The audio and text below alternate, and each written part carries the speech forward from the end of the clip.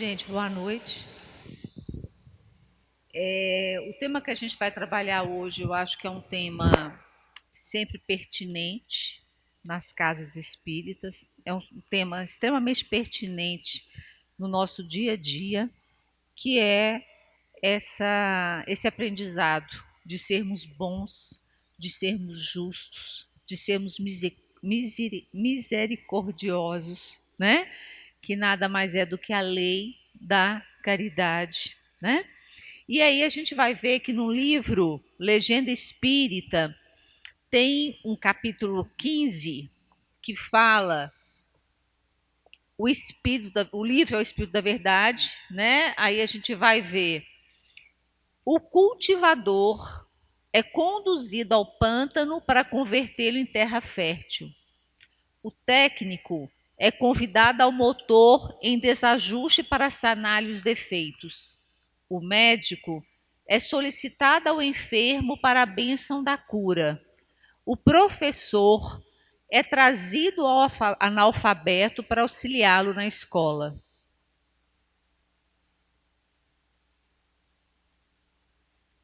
Entretanto, nem as feridas da terra, nem os desequilíbrios da máquina, nem as chagas do corpo e nem as sombras da inteligência se desfazem à custa de conversas amargas, e sim ao preço de trabalho e devotamento. O que está falando para a gente? Né? Que independente da atribuição da pessoa, seja na lavoura, seja na máquina, seja como professor, seja como profissional da saúde, se você não faz isso com devotamento e trabalho de uma forma afetiva, né? A gente vai ver que isso, né, se desfaz em relação à custa, né, de conversas amargas, e aí a gente vai ver que todo o esforço do trabalho vai ser perdido em relação ao posicionamento que a gente faz em relação a esse trabalho. E aí fala: o espírita cristão é chamado aos problemas do mundo a fim de ajudar-lhes a solução.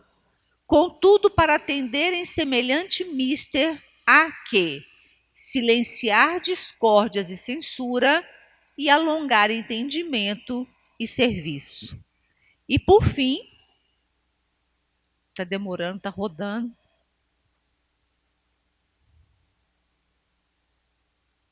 Oi? É por essa razão que, interpretando o conceito salvar, por livrar da ruína ou preservar do perigo, colocou Allan Kardec no luminoso portal da doutrina espírita sua legenda inesquecível: fora da caridade não há salvação. Mensagem de Bezerra de Menezes. Né? Então é uma mensagem simples, bem simples, que fala independente da nossa função atual no planeta Terra, seja na lavoura, seja na escola, seja na saúde, né? Seja com as máquinas, independente de onde eu estou, que eu faça isso com devotamento e com espírito mesmo de trabalho, sem amargura, né? Para que eu possa de fato viver a máxima maior. Fora da caridade não há salvação, né? A palavra lá em cima fala: é por essa razão que, interpretando o conceito de salvar, por livrar da ruína ou preservar do perigo, colocou Allan Kardec a legenda fora da caridade, não há salvação. Só que para nós, espíritas, essa palavra salvação, ela não tem a conotação que tem para a maioria das religiões. Nós não seremos salvos. Agora, nas perguntas e respostas, eu acabei de falar que ora eu estou encarnado, ora eu estou desencarnado. O simples fato de desencarnar não significa que eu vá ganhar a salvação. Porque nós acreditamos que, mediante um processo gradativo de evolução, de conquistas de virtudes, de conquistas das bem-aventuranças, eu vou me transformando num espírito melhor, num espírito superior. E aí essa questão de ser salvo, ela tem uma conotação completamente diferente. Ninguém vai me salvar. Eu, com meu esforço, com meu propósito evolutivo, com a minha aceitação da minha humildade e da minha necessidade de aprendizado, eu vou entender que essa atual encarnação nada mais é do que ela tem uma proposta pedagógica e eu aceito esse aprendizado. E eu aceito me colocar no lugar de imperfeito, daquele aluno que ainda precisa caminhar muito, né? E uma das estratégias para que a gente possa de fato evoluir é tentar, nessa atual existência, aprender a caridade.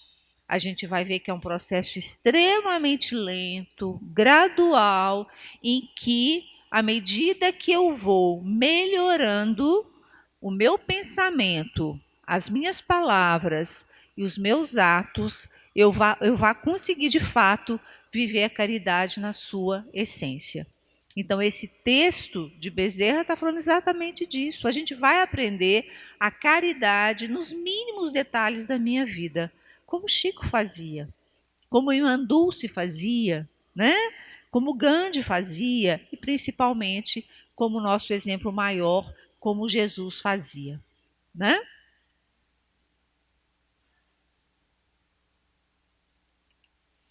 E aí a gente tem a pergunta 886 do Livro dos Espíritos. Qual o verdadeiro sentido da palavra caridade, tal como Jesus a entendia? Então a resposta é benevolência para com todos. B. Indulgência para as imperfeições dos outros. C. Perdão das ofensas. Em momento algum, quando fala da caridade, a resposta em momento algum menciona qualquer questão material. São todas questões espirituais, de posicionamento nosso em relação aos outros. Ser benevolente, ser indulgente, perdoe, né? E aí a gente vai ver cada uma dessas aí, o que é a benevolência, o que é a indulgência e o que é de fato o perdão das ofensas que a resposta traz para a gente. A caridade material ela é importante? Sim, né?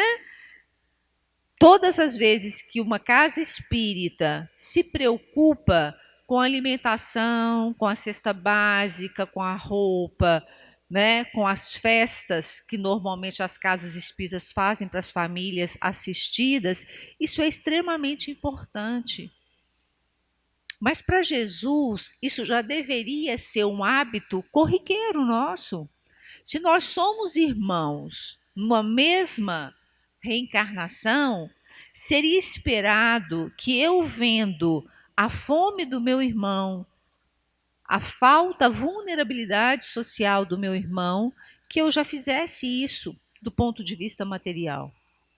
Porque teoricamente, essa caridade material, ela é infinitamente mais fácil do que a outra que a resposta nos convida.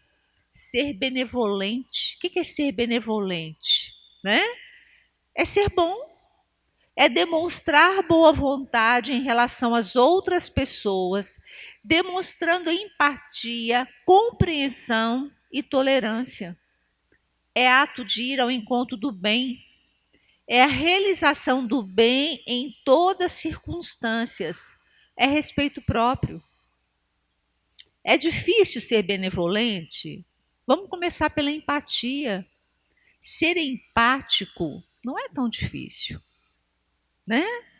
Quando existem todas essas campanhas aí na sociedade de você ser generoso, né? De você ser agradável para as outras pessoas, você ser empático mesmo, né? Você ser educado, você receber bem a pessoa. Isso é uma tentativa da gente já começar aí os primórdios mesmo da bondade. Hoje eu estava em Nova Serrana, por isso que eu cheguei atrasada.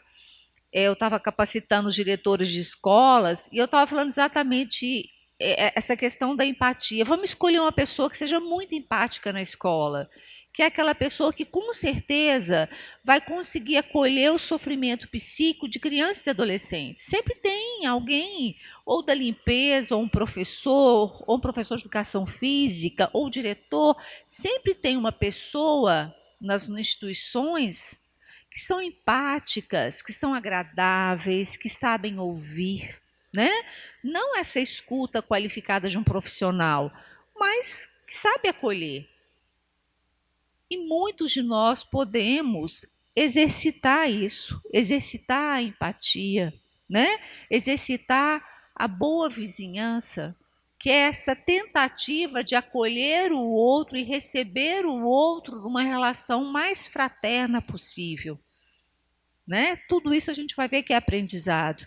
Então, o que é ser benevolente? Ser bom.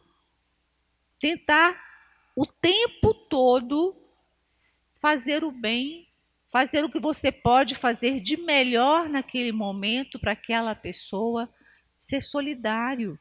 A solidariedade vem da benevolência. Né? Na iniciativa que eu tenho de ir ao encontro do outro e ter compaixão, né? Compaixão quando eu estou com ele, quando eu compreendo o sofrimento dele. Empatia é isso. Empatia é o quê? É o me colocar no lugar do outro. E o fato de me colocar no lugar do outro faça que eu compreenda as mazelas daquele outro, né? Que está sofrendo. Isso faz com que eu tenha um olhar de benevolência, um olhar do bem, de ser bom, né? De serem pessoas boas. Isso que é o primeiro item da resposta. O segundo item da resposta é ser indulgente, ser tolerante com as imperfeições dos outros. Todos nós estamos no mesmo plano, no mesmo planeta de provas e expiações.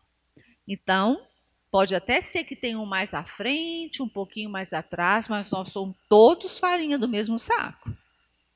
Isso quer dizer que nós todos estamos num processo pedagógico, porque todos nós somos imperfeitos. Então, o que me faz pensar que eu sou menos imperfeita do que a pessoa que convive com ela na minha casa, do que o outro que eu não tenho paciência? Isso chama o quê? Orgulho. Isso é o oposto da caridade. Todas as vezes que eu me coloco num patamar acima do outro, isso é orgulho. Agora, quando eu tenho a humildade de entender eu, quanto ele, quanto ela, quanto todos nós, somos imperfeitos. Por isso que nós estamos aqui. São raros as reencarnações missionárias. A grande maioria que está aqui são reencarnações necessárias para a nossa educação. É um processo pedagógico. Então, por que a gente voltou para a escola? Porque a gente precisa, porque a gente ainda não está pronto, a gente não se formou ainda. Né? Então, se nós somos alunos da mesma escola, pressupõe que todos nós precisamos aprender alguma coisa. Uns aprendem com mais facilidade, outros mais lentamente, outros fazem a gracinha de matar aula. Não tem isso? Matar aula, aluno mata a aula. Tem pessoas que vivem uma reencarnação inteira matando aula. Não se compromete com nenhum processo pedagógico.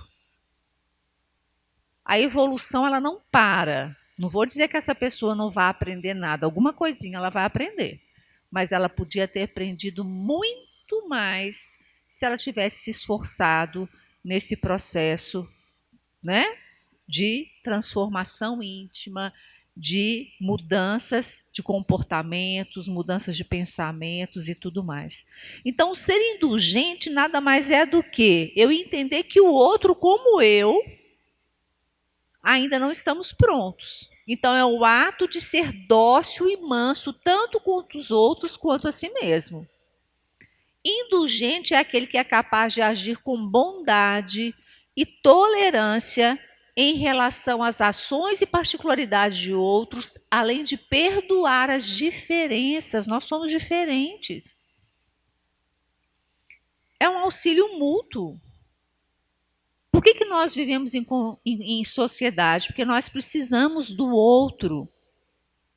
Porque nós precisamos exercitar a nossa paciência, a nossa tolerância. E quantas pessoas talham o nosso sangue? Não é assim que a gente fala? Talha, porque a gente brinca assim, não, mas fulano talha o meu sangue. Isso quer dizer que ela te coloca num lugar que você tem que pensar e exercitar a sua tolerância, a sua paciência, a sua indulgência. É mútuo, é um aprendizado mútuo, por isso essa convivência. E uma questão importante, ser indulgente é diferente de ser conivente. Eu preciso respeitar o outro, mas eu preciso auxiliá-lo no processo pedagógico, eu preciso auxiliá-lo, eu não posso ser conivente o tempo todo, né? Eu preciso aceitar essa pessoa como ela, mas eu preciso auxiliá-la para que ela também consiga se transformar e evoluir. A gente consegue fazer isso com todo mundo? Não, mas principalmente com as pessoas que têm uma convivência maior conosco, como família, como amigos, né? Que a gente tenha que ser indulgente, mas que a gente também consiga auxiliá-los no processo pedagógico que tanto nós quanto ele estão vivendo. E o terceiro item da resposta: perdão. Perdão das ofensas. A necessidade de exercitar a humildade e a mansidão, né? Quando eu perdoo, eu preciso ser manso, eu preciso perdoar para que eu não guarde mágoas, né? Orgulho ferido gera mágoa, ódio e ressentimento. Risco de julgar, condenar e punir a nós mesmos e ao próximo. Então a resposta, ela é muito desafiadora. Qual o verdadeiro sentido da caridade? Ser bom. Da benevolência? Benevolência é ser bom, é trilhar o caminho do bem. Ser indulgente, ser paciente, tolerante e perdoar. Então a palavra caridade, ela é muito mais complexa do que a gente imagina. É um exercício muito mais difícil do que a gente imagina. Então, a resposta nos cobra um posicionamento nesse sentido. Busque ser bom, busque ser empático, solidário, tenha compaixão, tenha paciência e tolerância com os erros alheios e perdoe, perdoe sempre. Porque o outro errou porque ele não é perfeito. Eu acabei de falar com vocês ali agora das perguntas e respostas, eu gosto muito disso. Não vamos ter jabuticaba no pé de manga.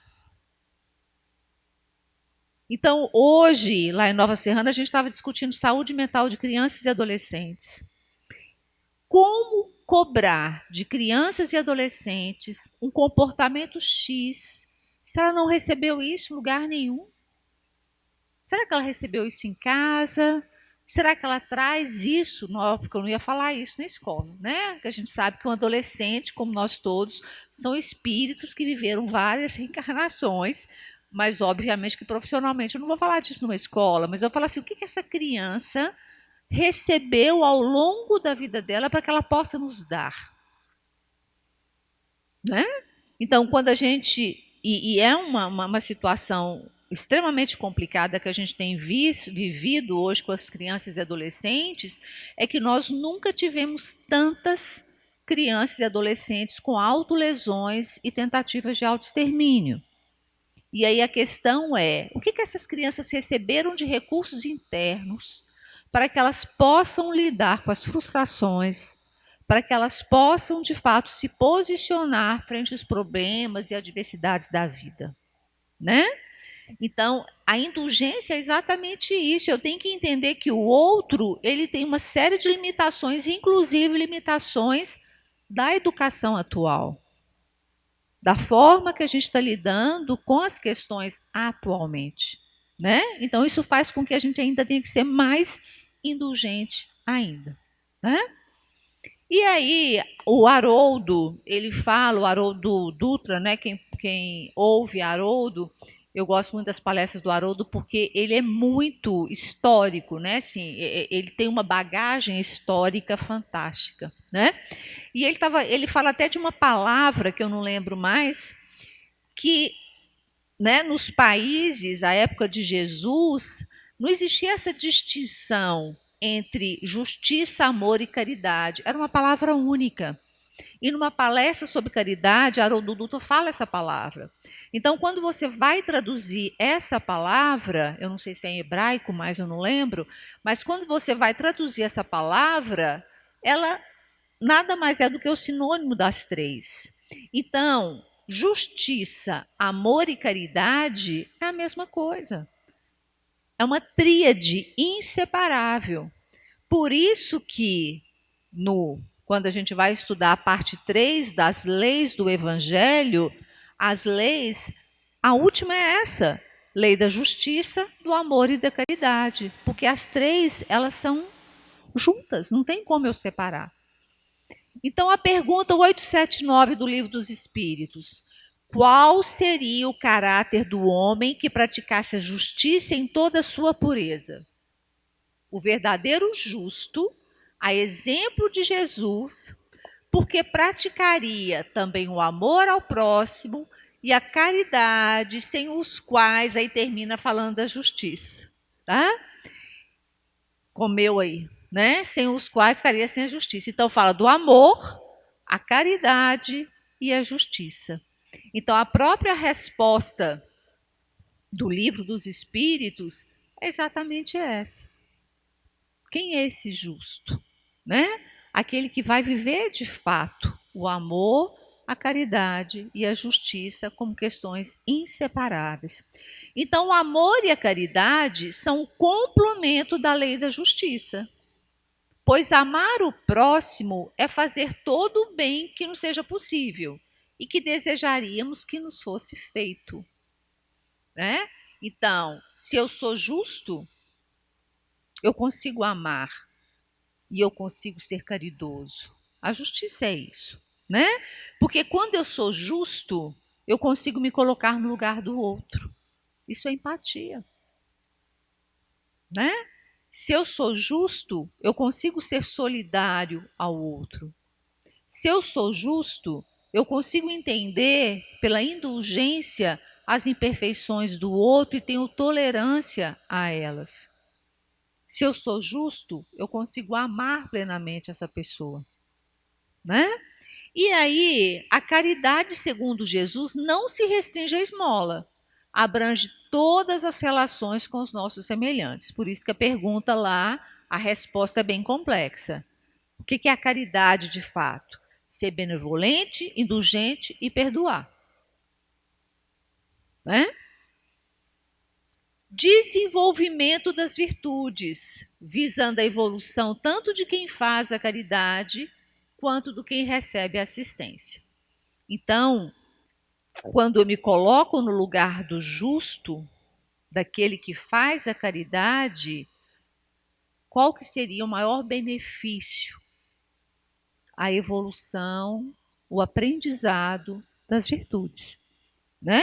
Eu quero que o fazer caridade me transforme, me melhore, eu alcance virtudes, mas que aquele também, que eu sou indulgente, tolerante, que eu seja bom, eu também consiga dar a ele a capacidade de ser melhor, de evoluir também em relação às virtudes. E Haroldo fala uma coisa muito interessante: nenhuma imperfeição é eterna. Nenhuma. Então, por mais imperfeito que seja, isso vai acabar um dia, né? O que é eterno? As virtudes.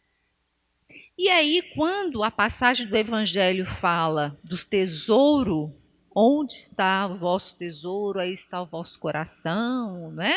Dos tesouros, ele está se referindo não só às questões materiais, estão se referindo o que realmente vale, o que realmente é eterno. Virtude. Porque imperfeição um dia vai acabar. Os vícios vão acabar. Então a imperfeição ela é passageira porque as encarnações nada mais são do que filtros e filtros e filtros e filtros que vão nos tornando gradativamente mais puros, né?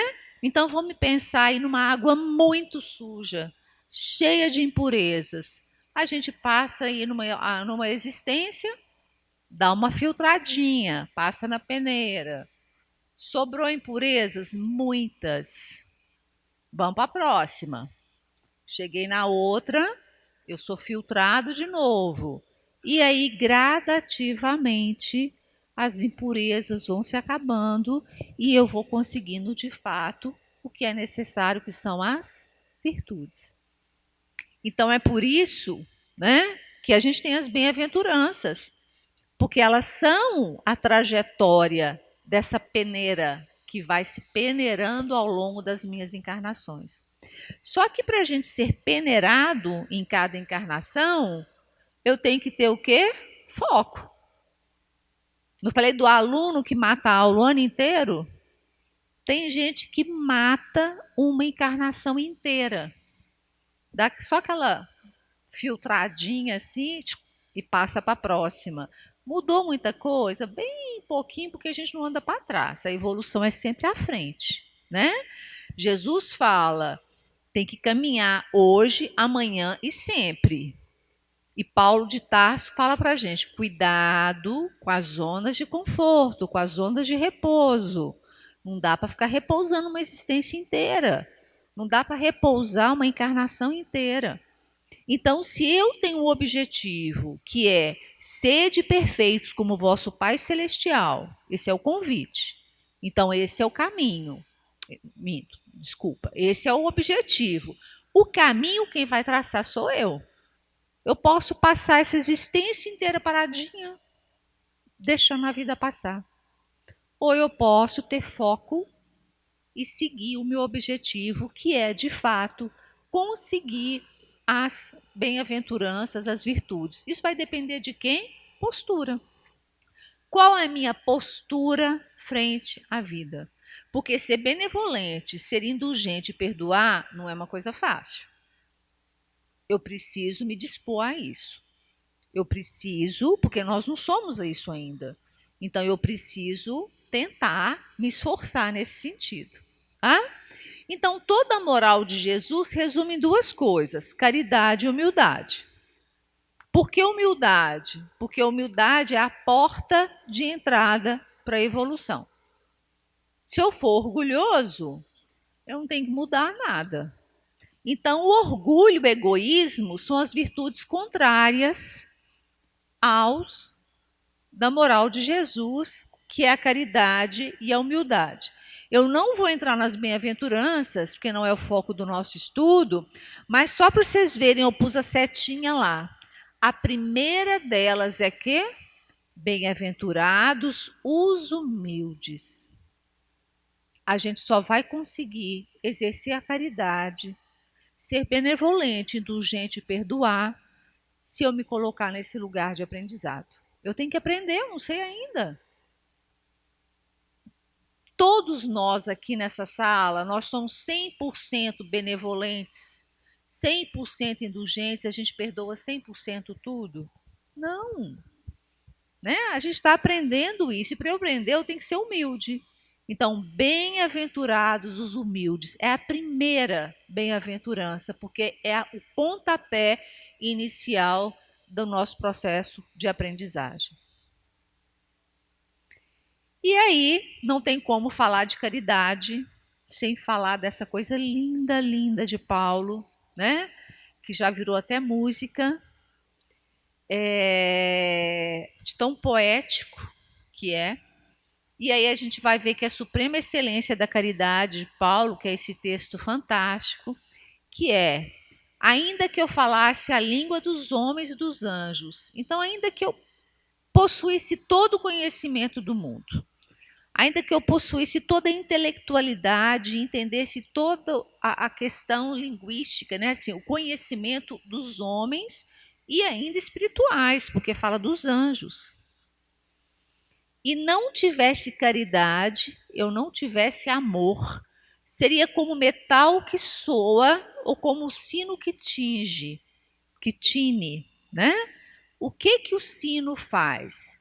Ele faz um barulho, né? E bate.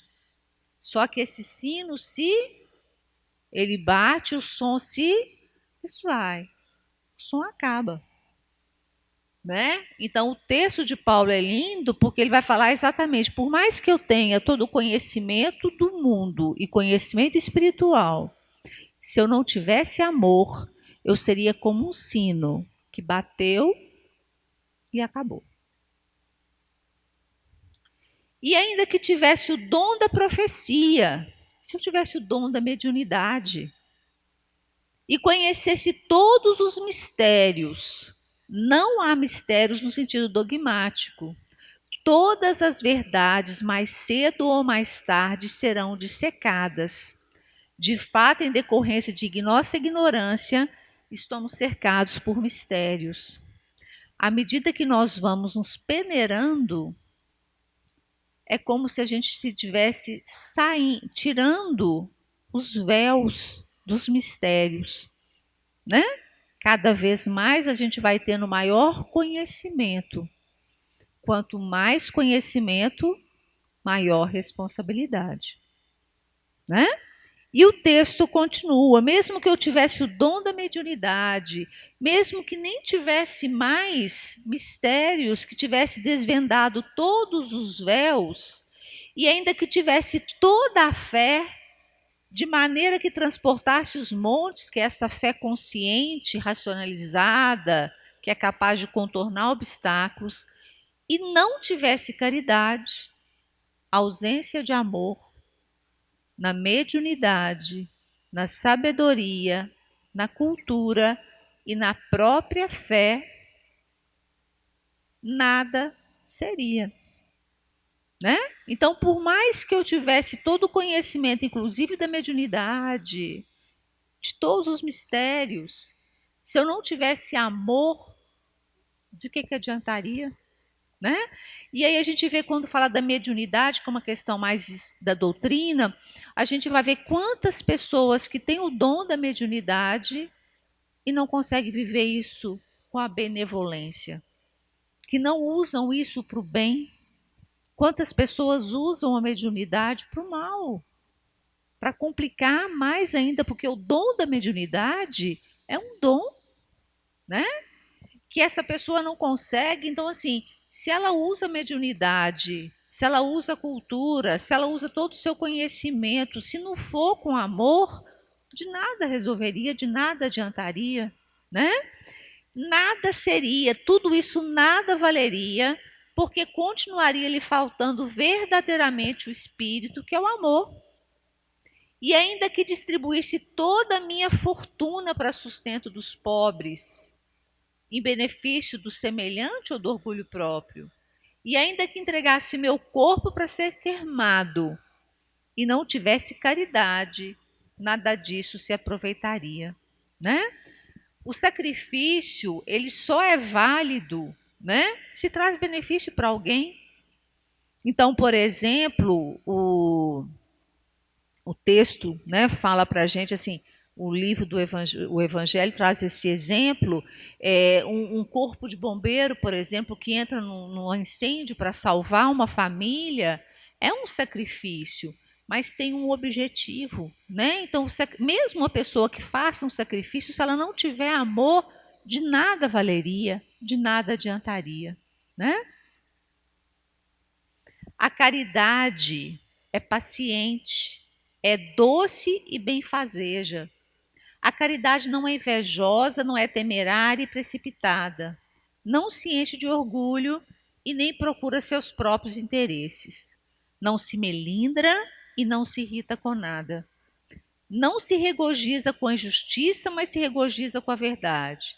Tudo suporta, tudo crê, tudo espera e tudo não sei o que eu não estou enxergando, eu não lembro mais. O que acontece? E aí traz a caridade, né? Quando ela vai terminando falando disso, ela vai falando a verdade da caridade, mas ela está se referindo ao caridoso, aquele que é caridoso. Aquele que é caridoso, ele é paciente, ele é doce, ele não se regozija com a injustiça, ele fica feliz com a justiça. Ele espera, ele é tolerante, ele suporta, ele crê, ele espera, né? Está se referindo a pessoa, aquele que busca exercer essa caridade. É um texto lindo, né? Como eu falei, virou música e é de uma poesia e de uma profundidade que resume tudo isso do nosso estudo de hoje, que é exatamente aquele texto inicial que eu comecei o estudo. Eu posso arar a terra, eu posso consertar a máquina, eu posso cuidar da saúde da pessoa, eu posso ensinar alguém, mas se não tiver amor, né, perde o sentido. E o texto é exatamente isso. Eu posso ter todo o conhecimento do mundo, eu posso ser médium, eu posso ter todo o conhecimento da vida espiritual, mas se eu não tiver amor, eu vou ser igual um sino que tine e se esvai. Momentâneo, acaba ali. E a caridade material é uma caridade muito importante, mas é uma caridade que, se eu não tomar cuidado, ela se perde como um sino. Porque eu dou o bem material, mas eu não ensino aquela pessoa a trabalhar, a se dignificar como ser humano, a melhorar em termos de virtudes, né? A caridade material ela é importante desde que eu consiga dignificar essa pessoa também. Que eu consiga dar a ela a oportunidade de mudança, de transformação, porque senão fica uma coisa muito passiva, né? E a caridade, como a gente viu, ela o tempo todo, ela nos coloca no lugar de ação, né? Vamos ver se passa, né? Agora, essas três virtudes, a fé, a esperança e a caridade, permanecem. As virtudes são eternas, mas a mais excelente é a caridade, maior porque traz as outras duas virtudes implícitas.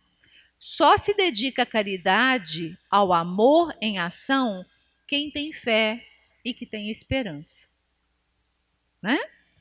Em que a gente crê?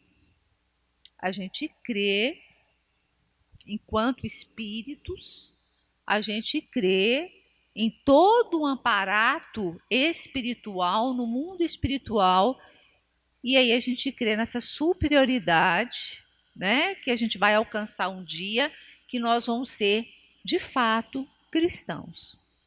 E o que é ser cristão de fato? É seguir o nosso modelo maior, que esteve aqui, que é Jesus Cristo, né? E aí a gente acredita nisso, a gente tem esperança que a gente vai chegar um dia nesse lugar. Eu tenho fé e esperança. Se eu não tiver a esperança de evoluir nesse sentido, a fé que é possível, é muito difícil a gente se propor a mudar. É muito difícil a gente se propor a esse caminho que não é fácil. A transformação íntima, a conquista de virtudes, é um processo muito difícil, que demanda sacrifício, que demanda questionamentos o tempo todo, que demanda reposicionamentos o tempo todo, né? Então, se a gente for pensar na caridade, elas são juntas. Eu tenho fé, eu tenho esperança e eu vou viver essa caridade, né? Isso é pilha, será? A construção das virtudes, que é uma transformação moral, não é um processo simples e rápido. Demanda tempo, disciplina e resiliência, né? Então, vamos voltar lá para a nossa metáfora, né? Que isso aqui é uma grande escola. A gente está vivendo um processo pedagógico e não é fácil. Não é fácil. Allan Kardec falava, ele chamava isso de ginástica moral. Não é fácil. Eu preciso de tempo, eu preciso de disciplina, eu preciso de resiliência, eu preciso de perseverança, porque não é fácil, né? Mudar hábitos não é fácil. Mudar vícios não é fácil. Mudar comportamentos não é fácil. Ser virtuoso é uma coisa muito difícil para nós ainda. Tem uma neurocientista brasileira, Suzana, extremamente famosa no mundo, foi ela que descobriu o número de neurônios que nós temos. E ela é renomada mundialmente, principalmente depois que ela descobriu que nós temos 86 bilhões de neurônios. E Suzana, ela fala uma coisa muito importante, extremamente importante nas escolas, na questão pedagógica. Você pode ter o QI que for, a inteligência que for, você só vai ser bom em qualquer coisa que você faça na vida se você treinar. Então ela fala que são as horas de treino que te fazem bom. Então ela dá o exemplo de atleta, de pessoas extremamente boas naquilo que fazem, e ela questiona quantas horas, ela faz esses cálculos. Quantas horas de treino você precisa para ser muito bom em determinada coisa? Seja num raciocínio, seja num piano, num instrumento musical, seja numa dança, seja numa Olimpíada, não interessa. Treino, treinar, treinar, treinar. Então ela fala que existem pessoas que têm de fato predisposições, têm facilidades, mas essa pessoa só vai ser definitivamente boa se ela treinar. Por que ela está certa e é exatamente isso? Nós somos bons naquilo que a gente gosta, não é? Eu tenho que ter foco. A gente não vai ser bom em tudo. Mas se eu elejo uma coisa que eu gosto, que é uma coisa que de fato eu primo, né? Aquela coisa assim, eu vou definir como foco objetivo que eu quero ser bom nisso. E você vai ser bom nisso que você definir. E aí Suzana fala assim: escolha o que você goste e invista nisso. Você vai ser bom. Qual que é o nosso objetivo? A perfeição. Qual que é o objetivo? Alcançarmos as bem-aventuranças. Foco, foco. Vamos focar naquilo que me interessa. E vamos ter resiliência e disciplina. E aí eu vou conseguir a tal da ginástica moral, da transformação moral que Kardec fala. Que eu comece pelos meus pensamentos. O que eu quero de fato? Ser benevolente, ser indulgente e perdoar. Eu já sou isso? Não. Eu quero isso? Quero. Então, vamos aprender. Vamos exercitar. Então, quando a gente começa trazendo as coisas para o centro, leite, feijão, roupa, já é um caminho. Eu estou aprendendo, né?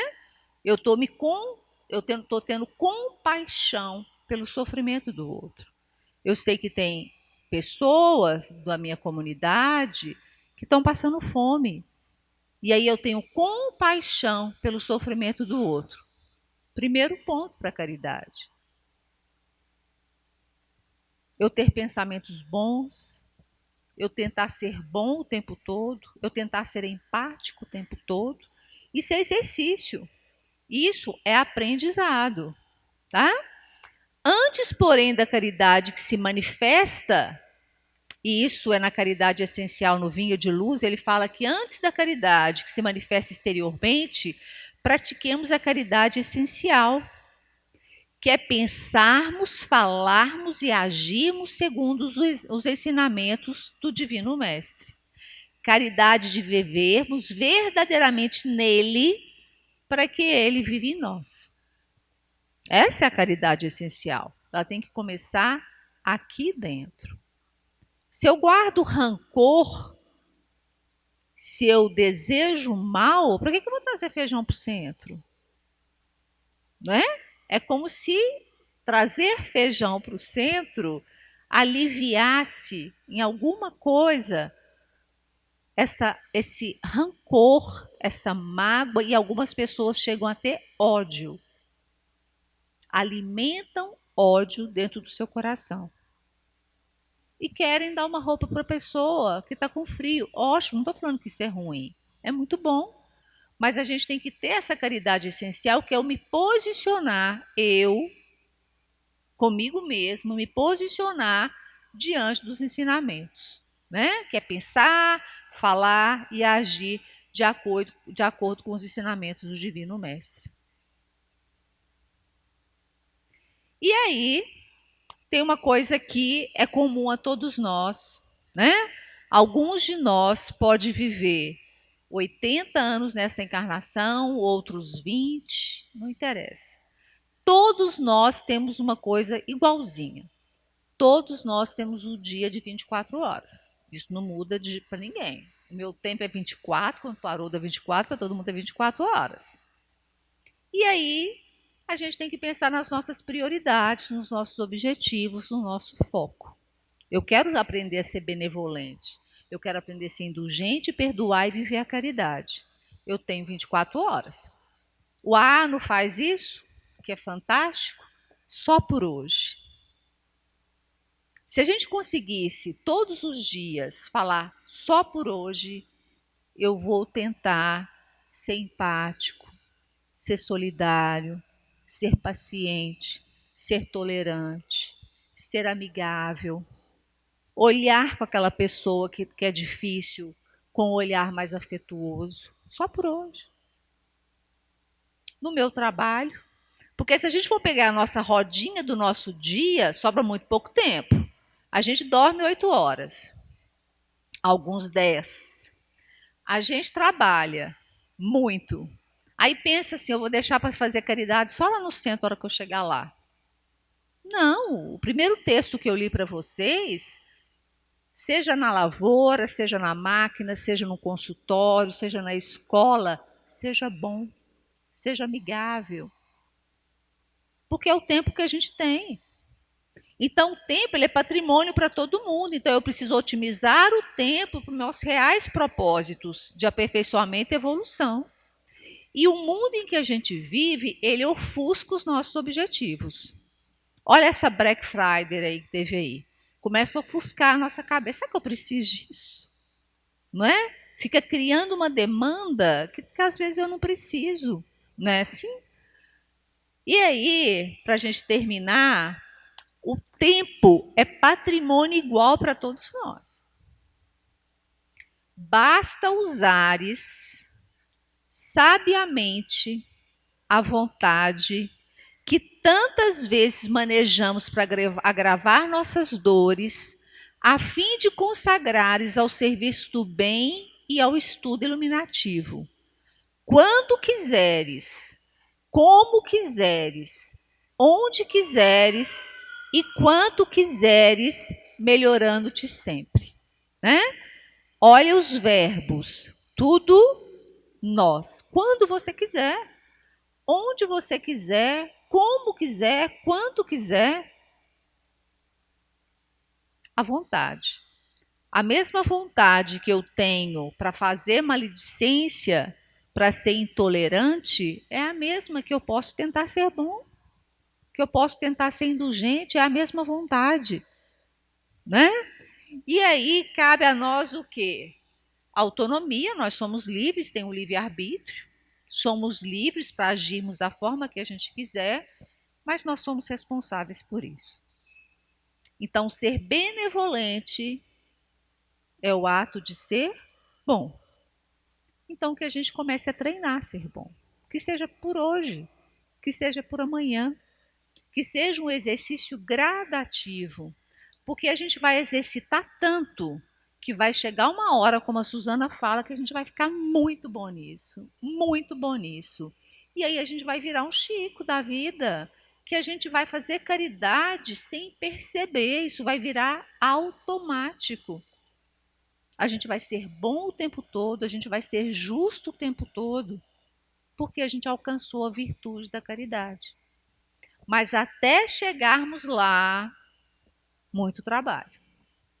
E que a gente comece amanhã, que a gente comece hoje, quando chegar em casa, que a gente faça uma oração, que a gente vibre para as pessoas que são difíceis para a gente, que a gente tente amanhã, depois de amanhã e todos os dias, que a gente tente ser bom. Isso é ser benevolente. Muito obrigada pela oportunidade. Como eu disse, todas as vezes que a gente sobe aqui, a gente aprende um pouquinho. E eu estou no mesmo caminho de vocês, né? Nós todos estamos juntos nessa empreitada de sermos cada dia pessoas melhores. Muito obrigada, gente.